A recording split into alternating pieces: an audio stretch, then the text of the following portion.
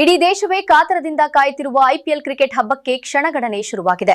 March 28ರಿಂದ ಅಬ್ಬರದ cricket ಪಂದ್ಯಾವಳಿಗಳು ಆರಂಭವಾಗಲಿದ್ದು, ಸಾಗರ ನಗರದ ಕ್ರಿಕೆಟ್ ಅಭಿಮಾನಿಗಳಿಗೆ ಈಗ ಒಂದು ಸಿಹಿ ಸುದ್ದಿ ಲಭ್ಯವಾಗಿದೆ.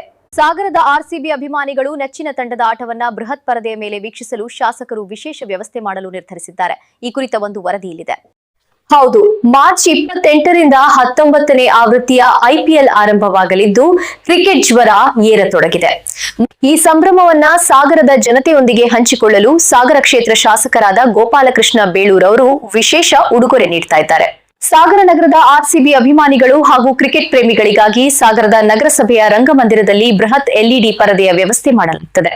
ಆರ್ಸಿಬಿ ತಂಡ ಆಡುವ ಎಲ್ಲಾ ಪಂದ್ಯಗಳನ್ನ ಅಭಿಮಾನಿಗಳು ಒಟ್ಟಾಗಿ ಕುಳಿತು ಸಂಭ್ರಮದಿಂದ ವೀಕ್ಷಿಸಲು ಈ ಮೂಲಕ ಅವಕಾಶ ಕಲ್ಪಿಸಲಾಗಿದೆ ಎಂದು ಶಾಸಕರ ಆಪ್ತ ವಲಯದಿಂದ ಮಾಹಿತಿ ಲಭ್ಯವಾಗಿದೆ.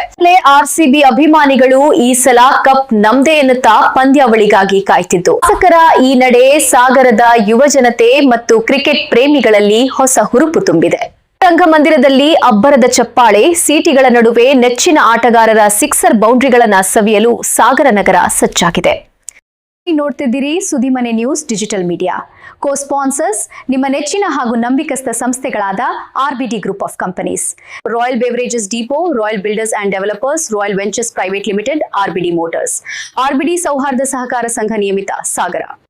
ಇದು ಜಮೀಲ್ ಸಾಗರ್ ಅವರ ಸಾರಥ್ಯದ ಸುದ್ದಿಮನೆ ಡಿಜಿಟಲ್ ಮೀಡಿಯಾ, ಸತ್ಯದ ದಾರಿ, ಜನಸಾಮಾನ್ಯರ ಧ್ವನಿ.